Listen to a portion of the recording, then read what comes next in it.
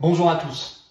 Une rapide vidéo parce que je suis en colère, comme beaucoup d'entre vous, devant l'incendie de la cathédrale de Nantes, cathédrale Saint-Pierre et Saint-Paul, qui a été visée à 3 endroits différents. Donc, comme l'a dit le procureur lui-même, c'est très probablement criminel, évidemment, comme souvent.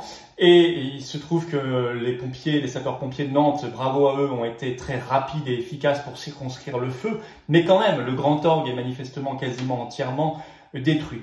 Puis ça fait beaucoup d'édifices catholiques qui depuis des mois et des années sont attaqués, incendiés dans une indifférence politique et médiatique quasi complète dans notre pays, et ça doit cesser. On parle quand même à Nantes d'un joyau gothique qui est sorti de terre en 450 ans de travail des hommes, des générations qui se sont succédées, rendez-vous compte, entre 1434 et 1891, pour nous laisser ce patrimoine culturel et religieux de la France millénaire. Alors oui, je disais, ça fait beaucoup. On a tous en tête, bien sûr, le dramatique incendie de Notre-Dame de Paris du 15 avril 2019.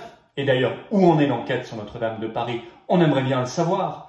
Mais la dernière fois que la presse avait fait le boulot, c'était fin 2019.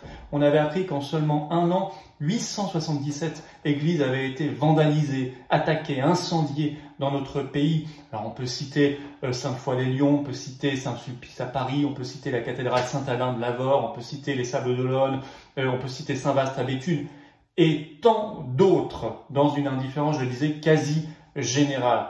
Ça doit cesser parce que, quelle que soit sa croyance et sa foi, quand on aime sincèrement la France, on sait que c'est la France millénaire qui est attaquée dans sa chair, qui est visée dans son âme, et c'est la France qu'on assassine à travers ces incendies. Évidemment, c'est ce blanc manteau d'église ou cette blanche robe d'église, selon les traductions de Raoul Glaber, vous savez, le moine du XIe siècle, qui nous a laissé cette magnifique expression qui décrit tellement une partie de l'âme de la France. Alors moi, je demande la transparence, je demande la vérité, je demande qu'on cesse le déni, le mépris devant ces actes, et je demande de l'action au gouvernement, de la protection et de la punition contre ceux qui font ça aujourd'hui en toute impunité.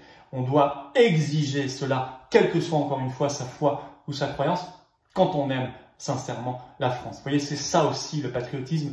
Le patriotisme, c'est aussi la France millénaire.